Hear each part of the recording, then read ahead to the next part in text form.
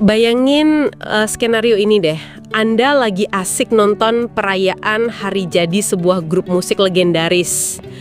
Terus di atas panggung berdiri seorang icon, bener-bener raksasa dari genre musik yang merakyat banget, yang identik sama gitar tanpa kepala dan selendang khasnya itu loh. Oke, ini kerasa banget aura megahnya. Nah, iya kan? Tapi terus tiba-tiba musiknya berubah. Bukannya bawain cenggok dangdut yang biasa kita denger, dia malah berduet nyanyi A Whole New World. Itu loh lagu tema animasi Disney Aladdin. Wah ya, itu harus diakui sih, pemandangan itu sangat surrealis ya. Terutama buat mereka yang selama ini cuma ngelihat figur itu dari satu lensa budaya aja gitu. Sangat surrealis beneran. Dan mari kita tambah satu lapis lagi nih buat Anda yang dengerin. Figur yang sama ini pernah bikin pernyataan soal ambisi yang, rasanya nyaris nggak masuk akal. Anda tahu Pele kan? Legenda sepak bola Brasil itu kan? Betul, yang punya obsesi cetak 1000 gol sepanjang karirnya. Nah, pahlawan musik kita ini juga punya target serupa loh. Dia berambisi menciptakan 1000 lagu sebelum tutup usia. 1000 lagu? Wow! Gila kan? Siapa coba sosok dengan ambisi raksasa dan kejutan-kejutan aneh ini? Dia adalah Raden Irama atau yang dunia kenal sebagai Sang Raja Dangdut, Rhoma Irama. Ya, sebuah nama yang bukan cuma mewakili genre musik ya, tapi benar-benar mewakili sebuah era dan ekosistem budaya di Indonesia. Tepat banget, makanya untuk memahami gimana seorang, sebut aja Pele dari dunia dangdut ini berevolusi, kami udah membongkar tumpukan biografi, terus tumpukan clipping berita dari berbagai dekade, sampai ada juga studi ilmu politik dari UNESA atau Universitas Negeri Surabaya. Oh, yang jurnal akademis itu ya, menarik banget itu. Iya benar, dan misi kita di sesi penelusuran mendalam atau deep dive kali ini adalah membedah fenomena ini khusus untuk Anda. Soalnya ternyata akar sang raja ini jauh banget dari apa yang kita bayangin dan pengaruhnya menjalar dari panggung konser, layar tancap, sampai ke panggung politik yang panas banget. Yang sangat menarik di sini adalah gimana sejarah tuh seringkali menyederhanakan tokoh besar. Maksudnya publik kan cuma ngelihat hasil akhirnya ya, sang raja dangdut dengan masa jutaan, tapi lupa sama proses alkimia yang terjadi di baliknya. Alkimia gimana maksudnya? Ya, proses gimana satu individu bisa memadukan distorsi seni, nilai agama, dan pragmatisme politik menjadi satu entitas yang utuh. Itu nggak gampang loh. Oke, mari kita bedah proses alkimia itu. Kita putar waktu ke belakang dulu deh. Soalnya masa mudanya ini bikin saya bener-bener garuk-garuk kepala waktu baca sumber materinya. Haha, soal akar musiknya ya? Iya, kita lagi bicara soal pria kelahiran Tasikmalaya 11 Desember 1946, nama aslinya Raden Irama. Ayahnya itu komandan batalion, terus ibunya masih keturunan Pangeran Jayakarta. Panggilan kecilnya Oma, yang nanti pas udah haji baru digabung jadi Rhoma. Nah, bagian Oma ini yang sering orang terlewat. Bener. Masa muda Oma ini sama sekali nggak ada urusannya sama dangdut atau musik Melayu loh. Betul banget, dia justru lahir dari rahim musik pop dan rock kan? Iya, di tahun 63 dia malah bikin band pop rock namanya Gay Hand. Mereka tuh sering bawain lagu-lagu barat semacam House of the Rising Sun gitu. Sangat kebarat-baratan ya pada masanya. Banget. Bahkan yang bikin saya makin tercengang dari tumpukan data ini, tahun 72 dia sempat menjuarai Festival Pop Singer Asia Tenggara loh. Wah, level Asia Tenggara ya? Dan Anda tahu lagu yang dia bawain apa? Lagu bahasa Inggris, I Who Have Nothing. Bentar. Vokalis dangdut paling ikonik se-Indonesia dulunya juara pop internasional. Sejarah emang penuh kejutan sih. Publik cenderung ngelihat Rhoma Irama itu seolah-olah dia terlahir langsung megang gitar headless, terus berdakwah gitu aja. Iya, kayak udah dari sananya gitu kan? Padahal enggak, dia punya fondasi vokal pop dan rock yang sangat presisi loh. Dia paham banget struktur musik barat sebelum akhirnya merevolusi musik timur. Oh, pantesan. Makanya pas kita bahas dia nyanyi lagu Aladdin sama Yuni Shara baru-baru ini, itu bukan kebetulan atau cuma gimmick belaka. Dia tuh lagi balik ke akar vokalnya. Oke, masuk akal. Tapi ini kan jadi pertanyaan besar ya.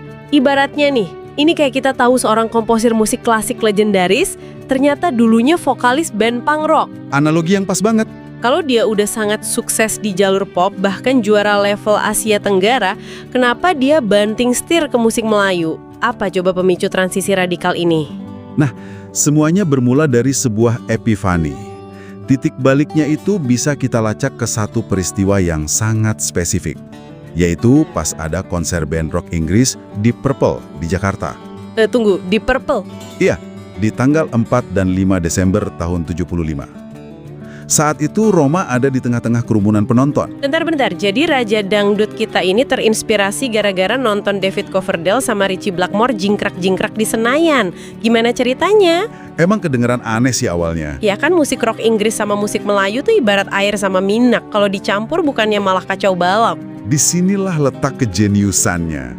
Dia itu nonton konser di Purple bukan sekedar sebagai penggemar yang asyik nyanyi bareng. Dia ngamatin panggung itu pakai kacamata seorang arsitek pertunjukan. Oh, dia nganalisis produksinya. Bener banget. Sebelum momen itu, musik Melayu di Indonesia kan sering banget ya dianggap sebagai musik pinggiran, musik kelas bawah, yang produksinya tuh sekadarnya aja. Kurang megah lah ya. Nah, Roma ngeliat di Purple dan sadar satu hal penting. Musik Melayu ini bisa diangkat derajatnya kalau disuntik sama etos kerja dan standar produksi rock internasional. Jadi maksudnya dia tuh nggak njiplak lagunya, tapi ngambil mesin dari musik rock itu. Tepat sekali. Dia ngeliat gimana sistem tata suara ratusan ribu watt bisa benar-benar menggetarkan dada penonton. Dia ngeliat gimana tata cahaya yang dramatis tuh bisa bikin aula magis di panggung. Wow, visioner juga ya? Iya, terus bareng Soneta Group yang sebenarnya udah dia bentuk dari Desember tahun 70, Roma mulai merombak total segalanya. Dia masukin unsur distorsi gitar rock, ketukan pop, melodi India, dan bahkan aransemen orkestra ke dalam DNA musik Melayu. Gila sih. Jadi dia pada dasarnya nyiptain genre baru dengan ngejahit elemen-elemen beda dunia itu ya? Benar. Hasil jahitannya itu yang sekarang kita kenal sebagai dangdut modern. Dan yang bikin transformasi ini beneran permanen, itu ada di lantah konseptualnya di tahun 73. Dia mendeklarasikan semboyan Voice of Muslim untuk Soneta. Voice of Muslim? Suara Muslim. Mengapa semboyan ini penting banget? Karena ini ngubah fundamental fungsi musiknya itu sendiri. Musiknya nggak cuma jadi hiburan buat lepas penat atau ajang meratapi nasib karena patah hati aja. Terus jadi apa dong? Alat perjuangan yang menyuarakan moralitas dan kritik sosial gitu. Dia ibaratnya ngasih roh ke dalam distorsi rock dan cengkok Melayu tadi. Oke, saya paham. Tapi ini bawa kita balik ke ambisi 1000 lagu ala Pele yang kita bahas di awal tadi. Oh iya, yang target 1000 lagu. Kalau Anda punya tujuan nyebarin pesan dakwah dan kritik sosial ke jutaan orang, rupanya audio atau kaset aja tuh nggak cukup kan? Dia pasti butuh kanvas yang lebih luas lagi. Betul, karena audio itu kan punya keterbatasan ya dari segi visual dan imajinasi. Apalagi kalau kita bicara masyarakat era 70-an dan 80-an yang mungkin akses pendidikan formalnya masih terbatas. Nah, Roma ngerti banget tuh demografi pendengarnya. Iya, dia sangat peka sama audiensnya.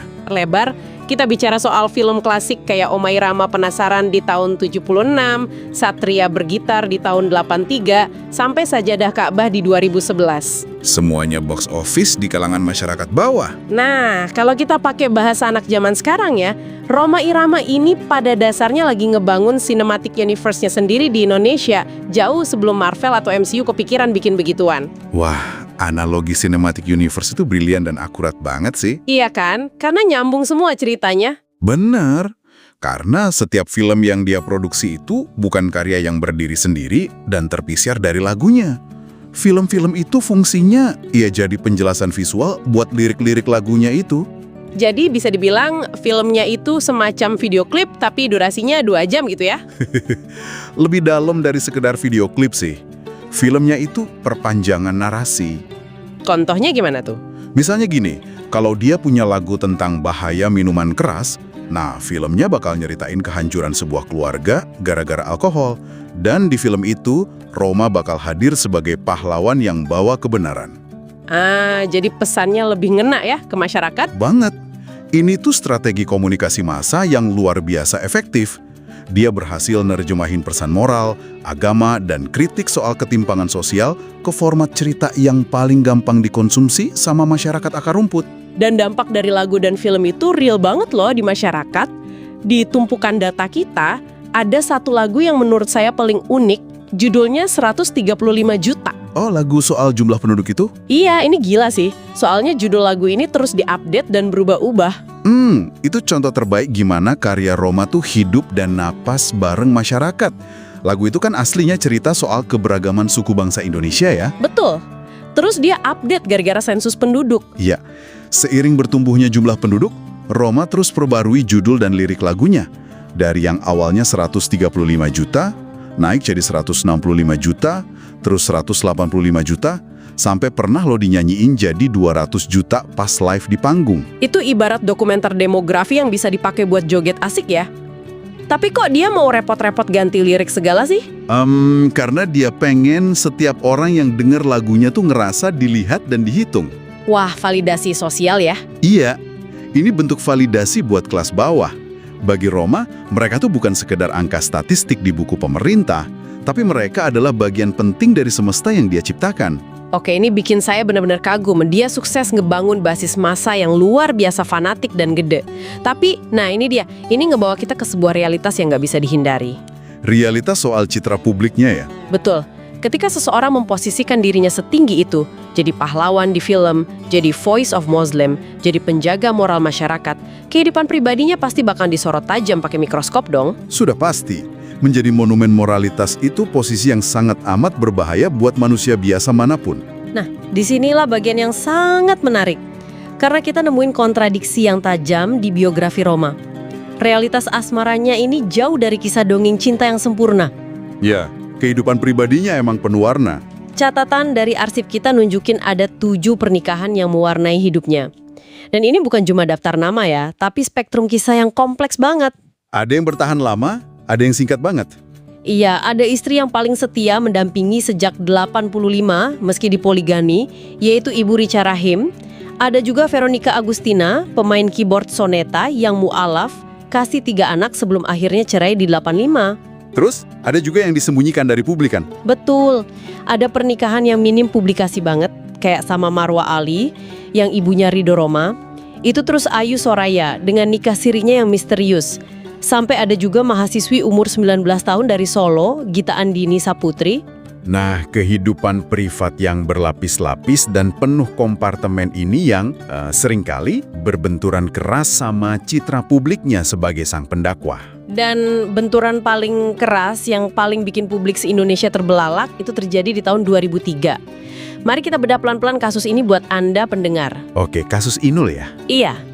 Di tahun 2003, Roma pakai posisinya di organisasi PAMI buat memboikot Inul Daratista secara nasional. Skala nasional loh itu boikotnya. Alasannya karena goyang ngebor Inul itu dianggap ngerusak moral bangsa dan ngancurin citra musik dangdut. Perseteruan ini tuh intens banget, sampai-sampai Inul nangis terseduh-seduh dan cium tangannya Roma di depan sorotan kamera TV. Ya ampun, iya, itu momen ikonik banget. Itu nunjukin unjuk kekuatan kultural Roma yang benar-benar absolut saat itu. Sama persis, si hakim moral yang boikot Inul ini digerebek di apartemen jam 4 pagi. Sama pendatang baru itu kan? Benar, sama artis pendatang baru Angel Lelga. Penggerebekan itu berujung pada pengakuan nikah siri, yang anehnya kabarnya langsung diikuti perceraian di hari yang sama juga. Gimana coba kita memproses fakta ini? Emang kontras banget ya? Iyalah, dia ngebunuh karir orang lain atas nama moralitas, tapi dia sendiri kena skandal asmara jam 4 pagi. Pertanyaan saya, kok bisa karirnya dia nggak hancur lebur saat itu juga? Fenomena ini emang bakal susah dicerna kalau kita cuma pakai logika hitam dan putih aja ya. Tapi kalau kita lihat dari sudut pandang sosiologis, tokoh publik yang terlanjur ngebangun citra moral terlalu masif itu emang sering terjebak dalam paradoks. Paradoks antara apa dan apa tuh? Ada jurang pemisah yang dalam banget antara pesan idealis yang mereka khotbahkan di atas panggung yang terang sama kompleksitas humanis kehidupan personal mereka di ruang yang gelap. Tanpa menghakimi ya, ini fenomena sosial yang umum. Oh, maksudnya publik tuh ngasih beban ekspektasi yang nggak masuk akal ke dia. Nah, bener. Ketika audiens udah terlanjur melihat sosok ini sebagai nabi budaya, mereka tuh nolak buat percaya kalau idola mereka bisa bikin salah kayak manusia biasa. Makanya pas skandal meledak efeknya kerasa fatal banget. Betul. Tapi, buat jawab pertanyaan Anda kenapa karirnya nggak ikutan hancur, jawabannya ada di loyalitas akar rumput yang udah ditanam puluhan tahun lewat film dan 1000 lagu tadi. Oh, jadi basis masanya ngebela? Iya, buat penggemar fanatiknya, karya sama nilai dakwahnya itu jauh lebih besar dan lebih berharga dibanding dosa-dosa pribadinya. Gila, bener-bener menakjubkan gimana kesetiaan kultural bisa ngalahin logika umum. Dan usut punya usut, kesetiaan kultural ini bukan cuma nyelamatin karir musiknya loh. Ini justru amunisi utama yang bikin Roma bertransformasi jadi salah satu kekuatan, bahkan ancaman politik paling nyata di Indonesia. Tentu saja, musik, film, dan agama. 3 elemen ini kan ibarat resep paling sempurna buat menggerakkan mobilisasi massa, apalagi di negara-negara berkembang. Mari kita lihat seberapa ngerinya pengaruh sang Raja Dangdut buat penguasa waktu itu. Tahun 77, Roma mutusin masuk ke gelanggang politik, gabung sama partai berlambang Ka'bah, yaitu PPP. Keputusan yang sangat berani saat itu. Banget, dan efeknya luar biasa. Dia bantu PPP ngalahin mesin politik raksasanya Orde Baru, yaitu Golkar di daerah Jakarta. Dan langsung ada imbas baliknya kan dari pemerintah? Bener. Rezim Orde Baru panik dan langsung mencekalnya habis-habisan. Dia dilarang tampil di stasiun televisi nasional, yang waktu itu cuma TVRI doang, selama 11 tahun penuh. Nah, ini poin krusial banget buat dibahas. Sebentar, biar saya kasih konteks modern dulu ya buat Anda yang dengerin. Bayangin artis paling top, nomor 1 sedunia saat ini, di-ban permanen dari YouTube, Spotify, TikTok, sampai semua TV. Karirnya pasti langsung tamat. Logikanya gitu kan, karirnya mati. Nah, Roma ini ngalamin cancel culture dan deplatforming yang paling ekstrim dari negara jauh sebelum ada yang namanya internet. Gimana caranya dia bisa nggak terlupakan selama 11 tahun itu? Karena dia ngandelin jaringan bawah tanah dari pendukung akar rumputnya. Di era di mana negara bisa ngontrol penuh layar kaca televisi, Roma malah milih menguasai lapangan terbuka dan toko-toko kaset. Oh, lewat peredaran kaset bajakan dan konser-konser antar kampung gitu. Tepat, pemerintah emang bisa ngelarang wajahnya muncul di TVRI. Tapi mereka kan nggak bisa mencegah jutaan kaset soneta berputar kencang di dalam angkot, di warung kopi, atau di ruang tamu penduduk. Wah, beneran gerilya ini namanya. Iya, Roma itu melakukan gerilya kultural. Setiap kali dia dicekal di satu jalur, masanya bakal nyari dia di jalur lain. Masa 11 tahun dicekal itu bukannya ngebunuh dia, tapi malah jadi semacam gladi resik yang ngebuktiin seberapa dalam akar pengaruhnya di masyarakat bawah. Merinding saya dengarnya. Dan terbukti dinamika politiknya abis itu jadi liar banget. Di tahun 87 dia nolak bujukan gabung Golkar. Terus 88 perlahan balik ke TV dan ngerilis lagu epik Judi. Nah, yang tahun 90-an itu mulai manuver dia. Bener. Di 92 dia sukses masuk MPR. Tapi kemudian whiplash, ada manuver tajam banget. Tahun 97 dia tiba-tiba puter balik dan jadi caleg untuk Golkar. Dia berbalik dukung rezim yang dulu mencekalnya. Wah, itu sih momen patah hati nasional banget buat para penggemarnya. Saya baca di arsip clipping berita, pendukung fanatiknya itu beneran ngerasa dikhianatin. Sampai-sampai mereka rame-rame bakar poster wajah Roma di jalanan. Kemarahannya beneran kerasa waktu itu. Tapi anehnya, lagi-lagi karirnya tetap hidup. Dia lompat lagi dong ke PPP di tahun 2008. Dan nah, puncak dari segala manuver roller coaster politik ini tuh kejadian pas menjelang pemilu 2014. Ah iya, wacana pencapresan itu ya? Ya, waktu wacana dia nyalonin diri jadi Presiden Republik Indonesia mencuat ke publik dan dianggap serius. Disinilah data penelitian akademis yang dari UNESA tadi jadi sangat relevan buat kita angkat. Betul banget. Di sini kita bakal membedah jurnal Prodi PPKN dari UNESA. Di jurnal ini penelitinya menyurvei 80 mahasiswa. Ingat ya, ini demografi pemilih muda terpelajar loh, dan mereka disurvei soal wacana pencapresan Roma. Padahal kan pencalonannya waktu itu bawa banyak bagasi berat ya? Iya, bagasi politiknya berat banget. Sekedar buat disclaimer netralitas untuk Anda pendengar, kami di sini murni melaporkan isi sumber dokumen tanpa berpihak ke pandangan politik manapun ya. Tentu, kita cuma bedah datanya aja. Nah, berbagai sumber tuh nyatat ada tuduhan keterlibatan beliau di kampanye hitam bernuansa SARA pas pas Pilkada DKI 2012 yang bawa-bawa nama Ahok. Meski Roma sendiri berargumen kalau dia cuma nyampein ayat untuk kalangan internal masjid aja. Selain itu ada juga isu soal gelar akademiknya kan? Nah itu, publik meragukan validitas gelar profesor dan doktor honoris causa dari American University of Hawaii yang dia pakai. Ini sempat memicu debat panas nasional. Terus hasil survei mahasiswanya gimana tuh? Ini yang bikin saya ngerut dahi. Beban kontroversi seberat itu ternyata nggak menenggelamkan reputasinya di mata mahasiswa. Berdasarkan data UNESA ini, 61% setuju dia punya elektabilitas tinggi. Wah, tinggi juga. Terus 53% setuju soal kepantasannya atau akseptabilitas jadi presiden. Dan yang paling gila, 52% mahasiswa setuju kalau dia memiliki integritas. Angka 52% untuk integritas dari mahasiswa ilmu politik pula. Itu benar-benar krusial untuk kita bedah lebih dalam. Makanya tolong jelasin ke saya deh. Jadi apa makna dari semua ini?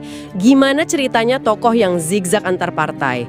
Ada skandal asmara Angel Elga, tuduhan isu SARA, sampai debat gelar profesor, masih dapat skor integritas di atas 50%.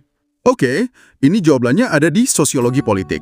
Ada sebuah konsep yang namanya legitimasi kultural. Sebentar. Legitimasi kultural itu maksudnya semacam street cred atau kredibilitas jalanan yang susah luntur gitu ya? Nah, iya. Analogi street cred itu pas banget. Integritas di mata audiens politik itu kan nggak selalu dinilai dari kesempurnaan kehidupan pribadinya hari ini atau kebersihan administrasi gelarnya. Oh, jadi dari masa lalunya? Tepat. Seringkali, integritas itu dinilai dari deposit sejarah sang tokoh itu sendiri. Deposit sejarah, kata yang bagus banget. Buat banyak orang, termasuk generasi muda yang mungkin cuma dengar ceritanya dari orang tua mereka, Rhoma Irama tuh udah jadi simbol perlawanan Tulen. Fakta bahwa dia pernah berani nentang hegemoni kuat Orde Baru, terus rela dikucilkan 11 tahun demi prinsipnya, itu ngebikin aura martir. Saya mulai paham sekarang. Jadi masa lalunya yang penuh pengorbanan itu ibarat jadi tameng kebal peluru buat dia. Bisa dibilang gitu. Seolah-olah pendukungnya tuh bilang, iya sih dia punya banyak skandal dan manuver aneh hari ini, tapi jangan lupa, dia loh yang berani pasang badan buat kita pas keadaan lagi ngeri-ngerinya di era Orde Baru. Gitu ya? Sangat presisi. Legitimasi yang lahir dari keringat dan air mata di masa lalu itu emang seringkali secara magis memaafkan manuver pragmatis di masa kini. Skandal mungkin aja bikin jubahnya kotor, tapi nggak akan ngeruntuhin fondasi bangunan besar yang udah dia bikin. Luar biasa, benar-benar penelusuran yang meledakkan pikiran saya. Jadi buat Anda yang terus dengerin sampai titik ini, mari kita tarik mundur dan lihat lukisan besarnya. Kesimpulan dari deep dive kita kali ini ya. Iya, kita hari ini udah nyaksiin evolusi epik dari Raden Irama, berawal dari pemuda pop yang fasih nyanyi rock barat, dapat pencerahan nari konser di Purple, terus ngejahit distorsi rock sama musik pinggiran Melayu, dan lahirlah dangdut modern. Dan dia nggak cuma berhenti di musik kan? Enggak, dia ngebangun cinematic universe, bikin 26 film buat ngedukung target ambisius 1000 lagunya, jadi alat propaganda buat ngebela masyarakat bawah, dia mikul beban berat sebagai penjaga moral, melewati badai 7 pernikahan, dan yang paling gila, bertahan dari cancel culture brutal berezim Orde Baru buat terus lincah berselancar di politik Indonesia. Nah, kisah panjang ini harusnya bisa ngebuka mata kita semua ya. Mengapa sih perjalanan seorang Rhoma Irama ini sangat relevan buat Anda pahami di masa sekarang? Kenapa tuh? Karena ceritanya membuktikan bahwa pengaruh kultural yang otentik dan tahan banting itu emang gak bisa dibangun semalaman lewat sensasi viral doang. Pengaruh sejati itu ditempa lewat keberanian lakuin inovasi radikal yang kemudian dijangkarkan dalam-dalam pada realitas kehidupan masyarakat kelas bawah. Benar banget. Dan itu bawa kita pada satu pemikiran terakhir buat Anda renungkan nih.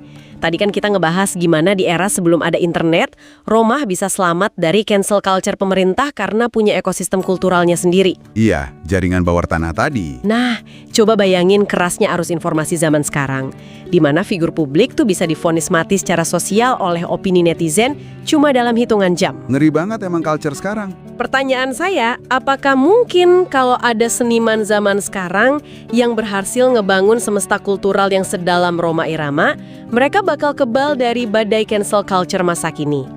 Bisakah kesetiaan pada mahakarya seorang seniman pada akhirnya menghapus semua kontroversi dari buku sejarah mereka? Pertanyaan yang lumayan bikin merinding sih itu. Sesuatu yang sangat layak untuk Anda pikirkan dan telusuri sendiri setelah ini. Terima kasih banyak udah menemani kami membedah sumber-sumber ini. Sampai jumpa di Deep Dive berikutnya.